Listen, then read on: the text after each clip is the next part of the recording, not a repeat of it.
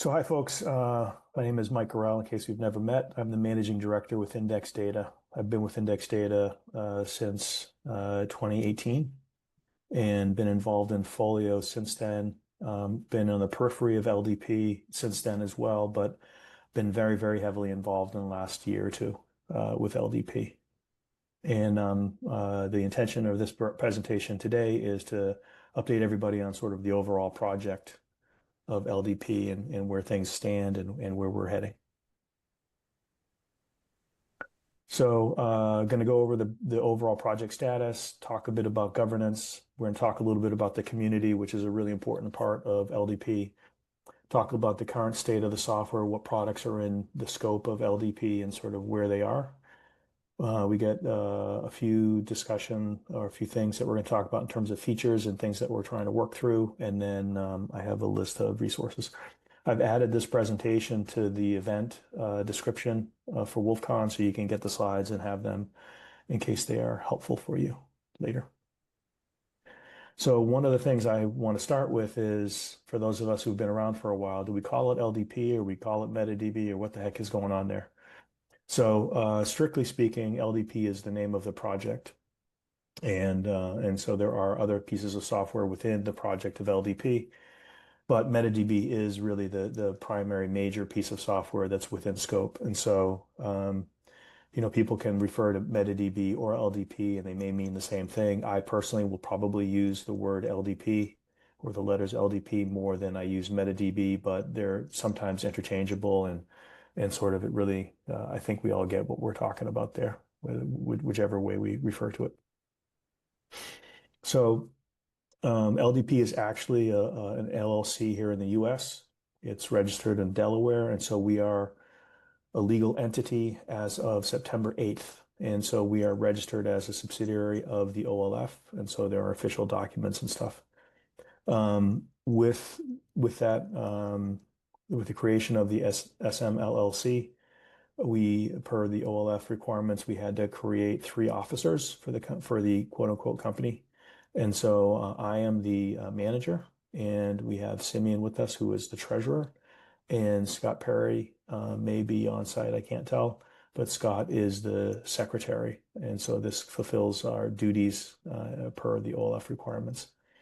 And all of the intellectual property for the project has been assigned to the OLF per the formulation documents. So the reason that we need the SMLLC is because we needed an entity that can conduct business. So we can solicit funds and get paid and issue invoices and execute agreements and those kinds of things. We can get a bank account that's independent and associated with the SMLLC. So that's sort of one of the reasons we needed to do that. It's just, standard practice for OLF. It's a good structure. They've done this a number of times, and so that's sort of the requirement. But beyond agreements and sort of official stuff, the 3 officers really aren't heavily involved in day-to-day activities around LDP. Sorry. But on the operational side, this is sort of how things are playing out right now. I am really trying to coordinate all of the different efforts across projects and communities and take the project to sort of a higher level in terms of collaboration and transparency and documentation, that kind of thing. The Metadb and reporting app, we have Lauren Sini from Index Data, who is growing into the product owner role. So we're trying to get her plugged into all the user groups and community, working with them to sort of flesh out requirements and ideas for new things, and sort of convey that to the development team. Currently, Mike Taylor and Nasib Nassar, both from Index Data, are the primary developers for the Metadb project. And we have a heavy reliance on the reporting SIG, the Folio reporting SIG, for requirements and priorities. They're sort of our go-to check on what are we hearing, and great relationship with that group. I'm going to talk more about that group later. But we use that as sort of, like I said, the sanity check, and also just feedback and communication and other kinds of things. So it's a tight connection there. And as funders emerge, and I'm going to talk more about funders later, But as funders emerge, we're going to be finding more formal ways to incorporate their feedback into the priorities and what kinds of things we're working on. There's going to be a pretty big overlap, I think, between funders and the organizations that are represented on the reporting SIG. And so that should be easy to sort of dovetail. Um, but yeah, so one of the things that we want is the funders to feel like they have a say in the direction and how things are prioritized. And so that's one of the focuses for us. CU Boulder has been our beta partner for MetaDB, and so what that means is essentially they are first up for testing any of the changes or deployments that we have, and so we work with them to coordinate their test environment. They have a MetaDB test environment, as all of Index Data's customers do. And so we roll things out there, and then we kind of poke and prod and let it stabilize for a while, and then as we're doing with the latest version of MetaDB soon, we're going to be moving it into their production. We're going to be moving the release candidate into their production environment for a period of time so that we can make sure it performs in the production world just like we think it's going to perform or has been performing in the test world. LD Lite is another piece of software that's been pretty important for a number of organizations, and that is being managed by the Five Colleges Consortium. So Patrick Waite is the product owner for that. So he's the person working with the community to understand the requirements and then communicating release schedules and that kind of stuff. And Catherine Barger is the developer for LD Lite. So as I've alluded to it already a couple times, and so it's going to be sort of a pretty major theme here. LDP needs money. We need funding. And so it's a really important tool to many folio institutions, as well as Reshare. But up until now, it's been primarily financially supported by Index Data, and we just can't afford to keep doing that for maybe obvious reasons. One of the goals in joining the OLF was to give us the infrastructure needed to go solicit funds from the community and the users of LDP, and so we're going to take advantage of that. And so if you'd like to help, we'd love to have you help us. You can reach out to me directly, either via Slack or in email, or we have an LDP. That's our URL there, the librarydataplatform.org. We have a list of that will get to me and Simeon and Scott, team at libraryplatform.org. So we are actually in the midst of a fundraising campaign. So we've reached out to 10 organizations so far, and we're planning to reach out to around 15 others. Essentially, it's the list of all of the organizations that attend the reporting SIG on a regular basis.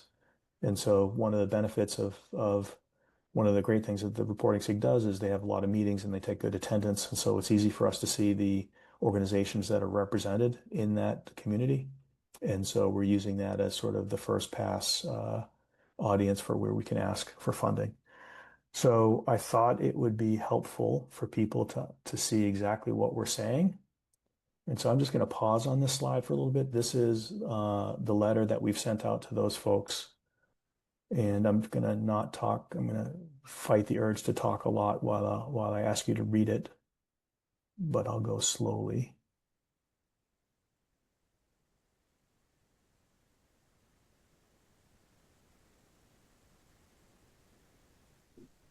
So having been involved in Folio, in LDP, and also involved in Reshare, having your hand out asking for funding is not a new concept for us. And of course, libraries and organizations have lots of entities tugging at their shirt sleeve, asking for some help.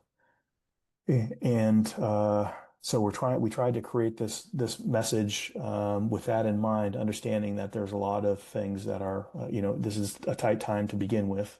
And then there's a lot of other things that are vying for your funding. But we really wanted to hammer home the fact that this is an important platform, an important project, and the current state is really not sustainable. And so this is one of those things where hopefully people aren't going to just, sort of look the other way or ignore sort of the message. So we're trying to reach out to the organizations where LDP is super valuable And we're trying to have a program here where we can get, sort of a fairly substantial commitment of $12,000 a year for a few years. But we also recognize that if there are organizations that can't really come up with that, we don't want to close them out. So we have a smaller fee that we're asking for there. So, uh, all right. So, Mike, you have a Kirsten, question in chat. I don't know if you want to answer that right now. yep, yep. Okay. So yeah, so they transfer to project members automatically. Yes. So GBV, for example, and Cornell have already sent funding before we were official project, and so they're already moved over to the funding group. So yes, Kirsten, thank you very much. That's already acknowledged, which is a great segue. So I want to do a couple shout outs here. So I think it's appropriate to shout out to Index Data for supporting these applications for so long and carrying us till now. And also for the 5 college consortia for stepping up when basically about 9 months ago, I reported to the reporting SIG, to the folio reporting SIG, that Index Data was no longer able to allocate any resources to LD Lite. And really the thing that triggered that announcement was the key rotation. I'm blanking on the term, but the new way the folio login mechanism where the keys were now going to actually expire as opposed to being alive forever, which forced away a change in authentication, which LD Lite needed to be changed in order to still work. And so we looked back at all the stuff we had going on and we went to the community and said, hey, we just can't handle this from Index Data's perspective. So if someone else can pick this up, that'd be great. And so 5 colleges stepped up and they did that. And Catherine did that work and she's done other work as well for the LD Lite piece of software. So that's great. And kudos to them. And then we want to thank Cornell and GBV and Lehigh as well as EBSCO and Flow, the Fenway Library Organization, for supporting the LDP project. So Lehigh, EBSCO, and Flow, their funding came as a result of this fundraising campaign. And we've got other organizations that we're talking to try to find ways in which they can send us some money. And lastly, I want to thank CU Boulder for being the Metadb beta partner. So one of the other things that's happened over the last 5 to 6 months is we did a website refresh. And so got a new logo. To be honest, we couldn't find the original files for the original LDP logo. So we had to create a new one. Looks great. It conveys sort of what we are and the relationship between LDP and MetaDB, I hope. It's very simple, very plain, fairly understated. From that website, there are a number of links I've listed on this page, so you can dig into it and get more information. Just wanted to point out that the roadmap is actually listed here as one of the resources. And so hopefully you find the website helpful. And if you have any thoughts or comments, you can forward them over to me or complaints, you can forward them over to me because those are pretty much all my words.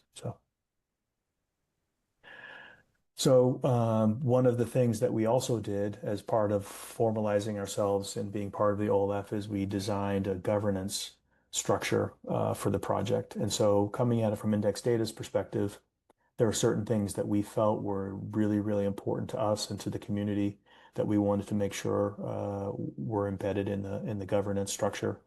And then the OLF had some requirements as well. And so I think we ended up with a really good, really workable, flexible governance structure. So as I mentioned earlier, the legal entity has to have these managers, and the manager position is chosen by Index Data, and the treasurer's position, or who fills that position, is chosen by the funders, and then the secretary's position is elected by the community.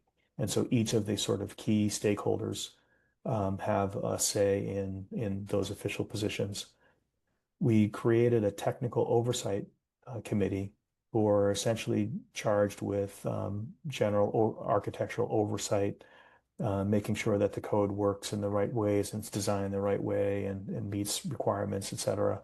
Code quality. They also manage all of the repos, and so they'll be the ones that respond to pull requests and merge things and so forth. The way we've structured that is index data chooses two of the three.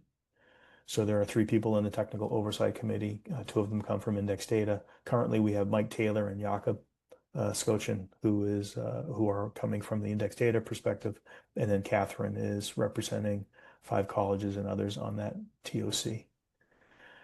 In the governance document, it also names things like funders and users and contributors and committers, and so there's a couple of more levels of detail there if you wanted to check that out. So, as I mentioned earlier, the community is a really big part of LDP. It was originally conceived to support Folio, and as a result, Folio is the largest contingent in the overall LDP community. So we tend to pay attention to Folio's needs. We have more discussion around Folio's needs and Folio's community than we probably do, or definitely than we do with Reshare or other communities. But Reshare is also a really important member of the overall LDP community. So LDP is the reporting solution for all of the Reshare deployments that are out there in the world.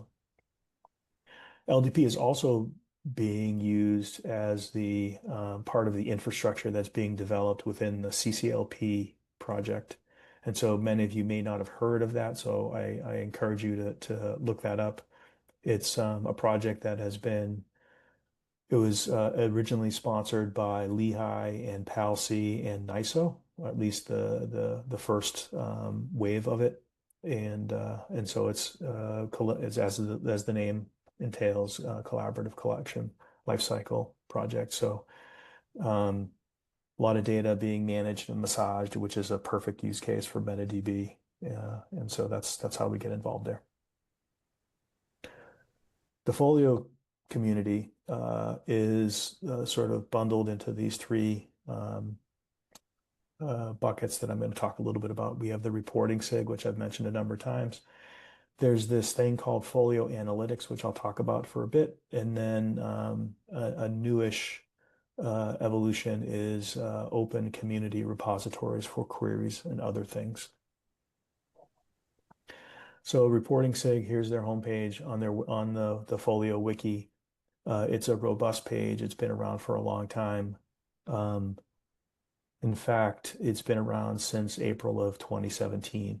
And that page that we just looked at is version 257. And so there's been, plenty of changes over these last 8 years, 8.5 years. Sharon Marcus and Scott Perry are the co-chairs, and holy cow, Sharon's been associated with the reporting SIG for 7 years, some as solo, and then a number of them as co-chairs. Scott has been a co-chair for 3 years. Feels like just yesterday. On the page, there are 26 SIG members that are listed as being part of the SIG. Those 26 members represent 15 organizations. There are 4 meetings per month, the first 4 Mondays, and so they alternate typically between sort of quote unquote business related topics and then technical topics. And just a little snippet from the charter to show that these folks are definitely worried about reporting from a Folio perspective. Much of their focus is on or relies on LDP, but not just LDP. So they also are thinking about other things outside of LDP, like the lists app as an example. So the Folio Analytics, that was born out of the need to create drive tables for the original version, the original server software for LDP. It was batch mode, that original server software. And so the notion of drive tables is you have a query that will, when run, will result in a table that is probably flattened, expanded out, a lot of nested information, maybe combines multiple source tables into the output of a single table. But generally, it's created to make reporting easier down the road. So that's great when LDP was being updated in batch mode, but once we introduced streaming updates, then that causes some problems because those drive tables need to be updated using a query. And if the source tables are fresher, so it resulted in the source tables being fresher than the drive tables, which cause some inconsistencies. Often there are queries that would have relied on both drive tables and some other source tables. Um, so all that to say that drive tables have historically have been super important, but as we move forward, they may be a little less important for a couple of reasons. But it was a great community effort, and that's why I'm talking about it here. The community sort of pulled together and created or updated or talked about and decided what drive tables were needed. There are currently 65 SQL scripts that create the drive tables. The last bit of community stuff that I'm going to mention has to do with community repositories. And so, as I said, this is kind of a late breaking thing. I think within the last year, we've created or collected these open sites for people to share what they're doing and share their work, and so others can benefit. So we've got these 6 organizations that are listed here, and the types of things that are on there vary quite a bit.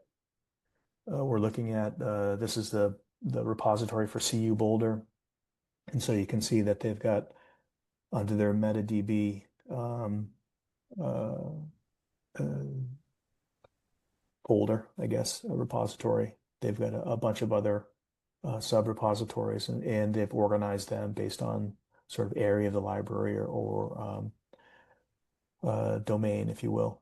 So acquisition, collection development, e-resource management, etc. And if we pop over to Stanford, we can see that Stanford has listed here a number of training related videos and recordings. And so this is obviously helpful for Stanford, but it's also very, very helpful for others that are coming into the community or would like to point new users at some documentation. Not that we also have lots of documentation on the reporting SIG site and on the Folio documentation site. But here's even more that we might be able to take advantage of. And the Stanford folks also have some queries and other things on this page, but I just thought this was a cool little bit to show. And then the last one I'm going to show here is from the University of Missouri system. And again, similar to Colorado, and I'm sure a lot of others, they sort of organize their queries based on functional area within the library. But it's nice to see sort of here without having to dig into the SQL, what kinds of problems they're solving. And so I'm sure that there's a lot of spillover between one institution and another. So at present, the software that is under the LDP umbrella includes Metadb. Currently, the latest version of Metadb is at 1.3.9, and we've been working on 1.4 since roughly April, and we're getting close to being able to release that. We're going to move that into the CU Boulder production environment sometime in the next 2 to 3 weeks. And we'll let that hang out there and verify that there aren't any problems or issues before we make 1.4 generally available. So I would expect that happens in October. There's a LDP mark tool that takes the mark records that are coming from SRS, Folio's SRS, and translates them into tabular format. Super handy, has been very popular, very powerful. In the original LDP structure, that was a separate tool that ran separate from the update of LDP. With Metadb, it's sort of incorporated into it, so you don't have to run LDP mark separately. But LDP mark is also available to be used by LD Lite.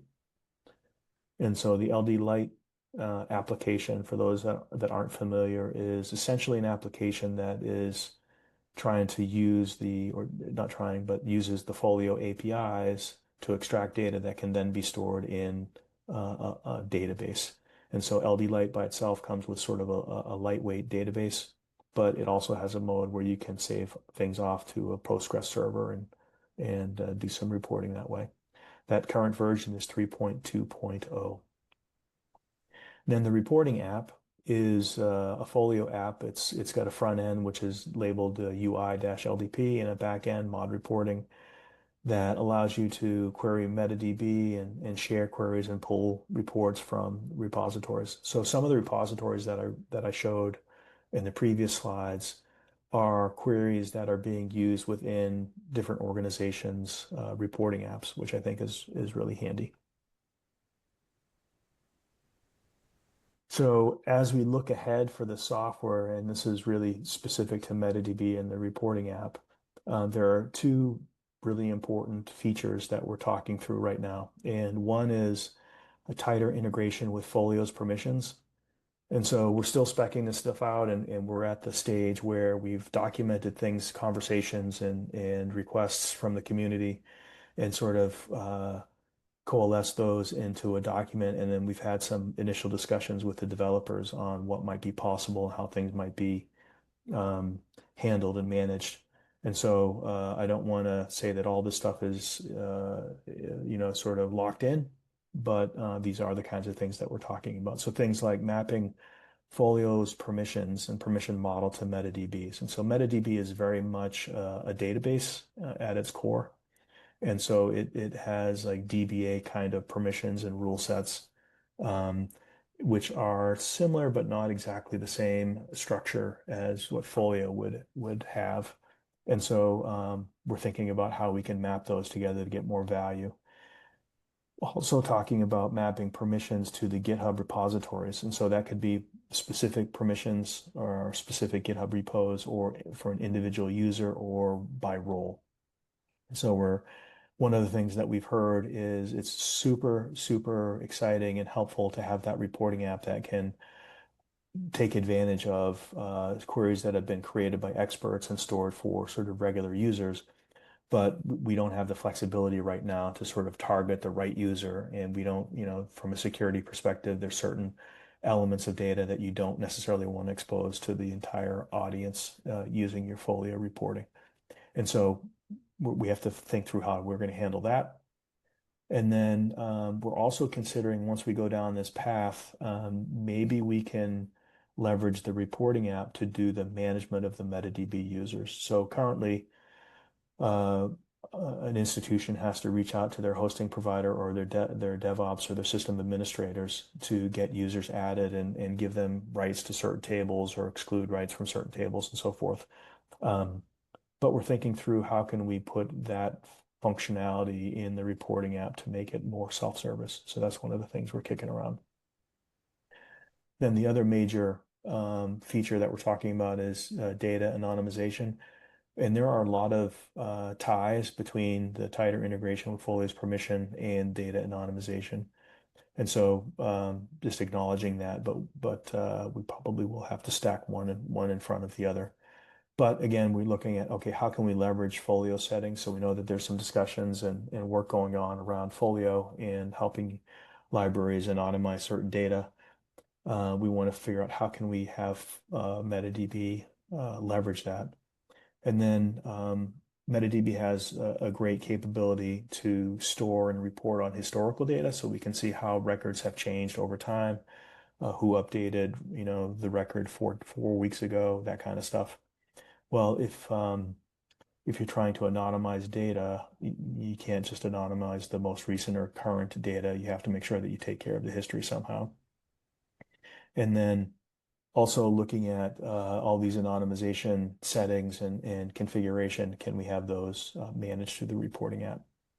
So that's sort of the update on the active things that we're talking about in terms of potential development in the near future.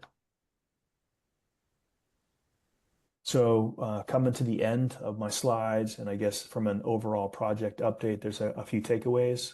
We have a very healthy software stack. I think there's a lot of great code that works really well, and we've got people that are here to pay attention and focus on making it better. We've, I think, come a long way in the last year in terms of building structure around the project, how it's governed, how the project will be executed, how we communicate, and so forth. So I think that's an important takeaway is that we've improved a lot there. We have some really important features that are on the horizon, things that are important to the community and definitely within reach from a development perspective. And so that's very exciting. But we need more funding. And so that's definitely a takeaway that the request is out there. We need help. We want to make sure that this thing continues to be updated and managed and extended in the ways that everybody wants it to be extended. And with that, I am going to ask if there are any questions. Stop sharing my screen as well.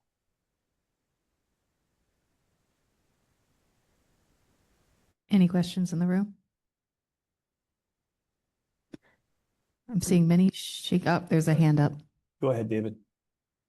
Hi, Mike. I'm just curious if you could speak a little bit more about the permissions with MetaDB, because and how granular that might be. I'm just thinking both in terms of controlling who has access to what data in MetaDB through the reporting app, but also just quality of life user interface stuff of like if you're in acquisitions, you don't really want to see the 25 circulation reports so that you never have to run. So just curious to hear more about that. Yeah, and so basically if you think about it from a database perspective, as I said earlier, MetaDB at its sort of core is a database. And so that has a set of permissions that can reference tables and maybe rows, maybe even columns of data. And so it can be very granular. It could be very granular. Folio doesn't necessarily work like that. And Folio doesn't necessarily create permissions around data tables. They create more capabilities, really. And so it's mapping those kinds of capabilities that Folio uses and talks about and translating them into things that can be actionable for MetaDB. And even though they're not structured, Folio permissions aren't structured that way, there is a pretty good connection.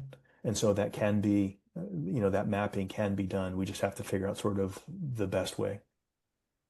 Because the things you asked about are exactly what we're trying to facilitate is giving you control over what data users see. Gotcha. Thank you. It's very helpful. All right. Kirsten. Hi, Mike. I asked that question maybe before. How would you advise us as independent service provider to set up MetaDB in a multi-tenancy?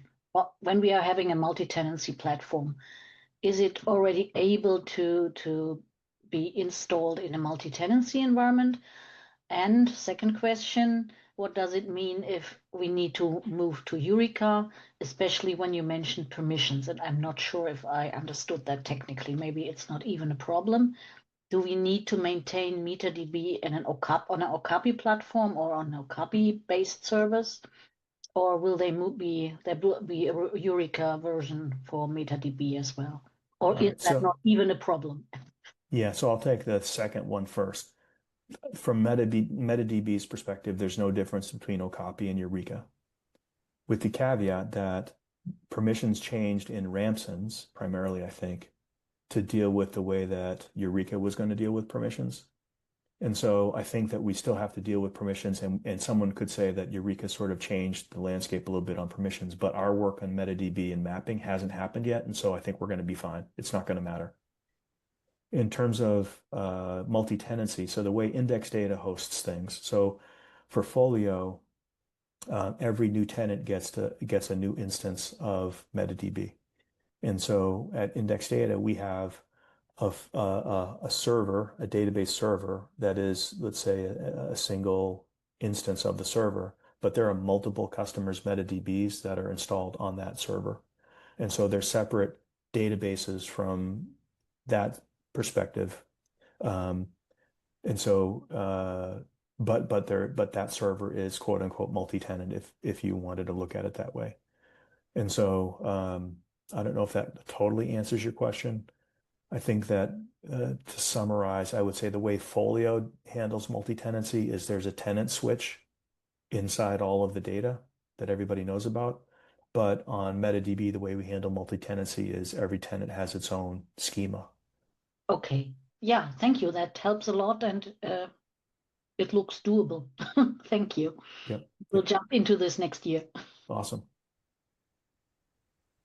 I know that the data anonymization is really important to the European sites, and so we've had that on our mind for a while. And to Cornell. And yeah, not just not just. It's important for many, many institutions. Was that your comment or did you want to? Great. Sharon's got a comment in the room. Sorry, question.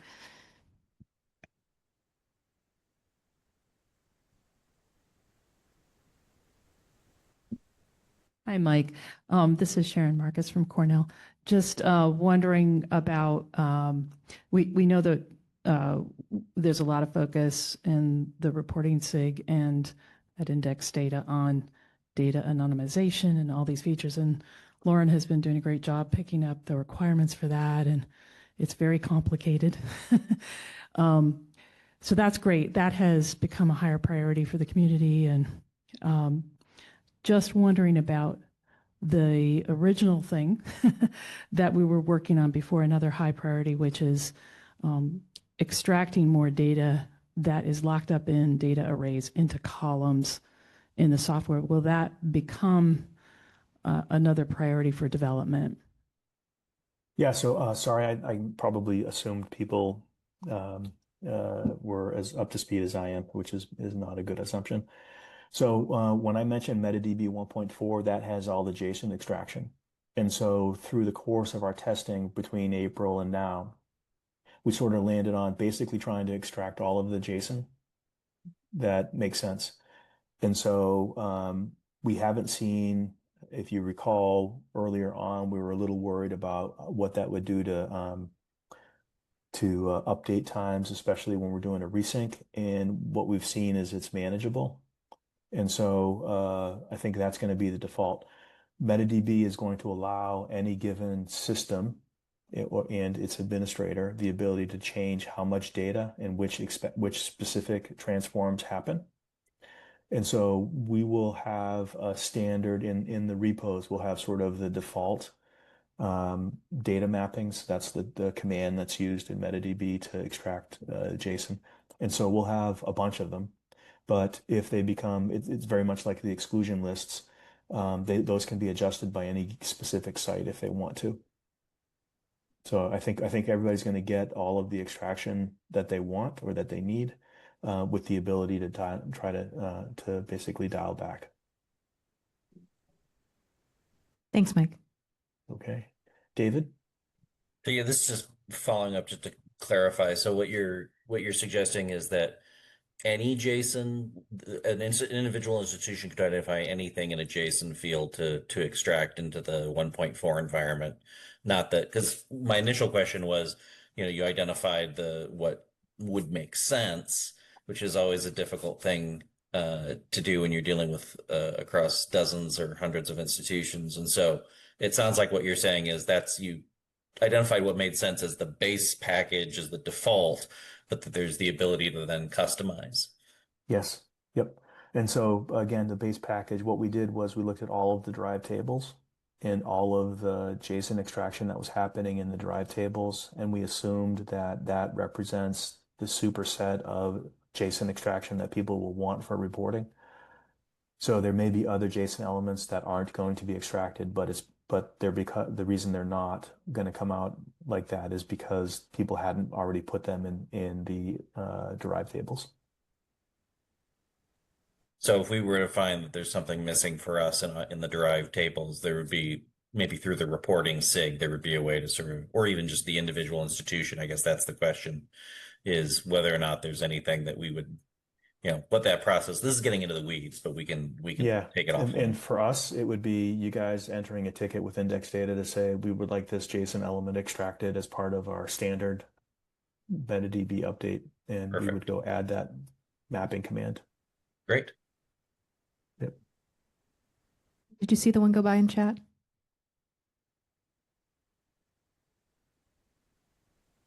So yes, index data does offer consulting services, and so we've I think this is okay to talk about. If it's not, then I'm gonna step on my toes. But we've got hosting for our Folio customers. All of our Folio customers get MetaDB as part of their Folio subscription with us, and it's all sort of bundled in. We have also done some work on helping other organizations host MetaDB, either implement or actually we are the administrators for at least one organization's MetaDB in their environment. And so we'd love to share and help you guys, help anybody adopt the technology and help you figure out the best ways to run it. Go ahead, And Simeon. perhaps just for balance and for posterity in the recording, I will note that various other institutions hosted by EBSCO, for example, also enjoy the use of MetaDB through their hosting contract with EBSCO. Yes, which is why EBSCO is on the list of funders for LDP because they are hosting MetaDB for their own customers, for many of their own customers. I think I heard yesterday 6. Someone in the audience said that they have 6 customers right now. Yeah, this is one of those things where we think it's all good. You know, we think that EBSCO providing we recognize EBSCO provides great services around Folio, and we were glad to see them start to move ahead and adopt support for MetaDB as well.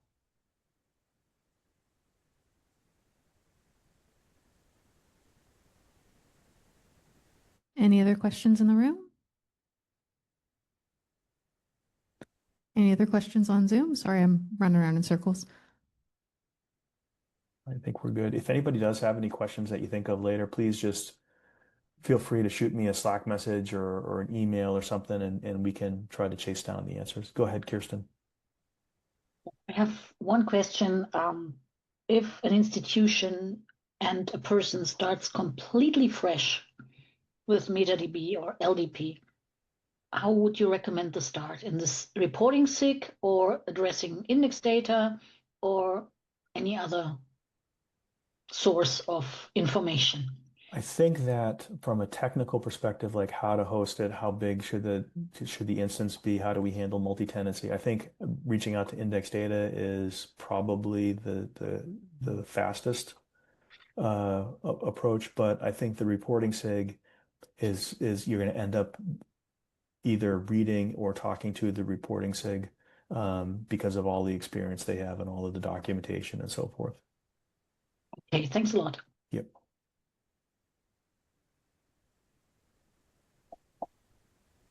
All right. Well, if anyone has any other questions, feel free, like I said, to reach out to me or any of my colleagues at Index Data for sure. And we'll try to get some responses to you. I hope this was helpful. I tried to provide, like I said, an update on the project itself. We talked yesterday a little bit more about the features and functionality of MetaDB and reporting app and LDP. So it was valuable. Amazing. Thank Thank you, Mike. Okay, take care.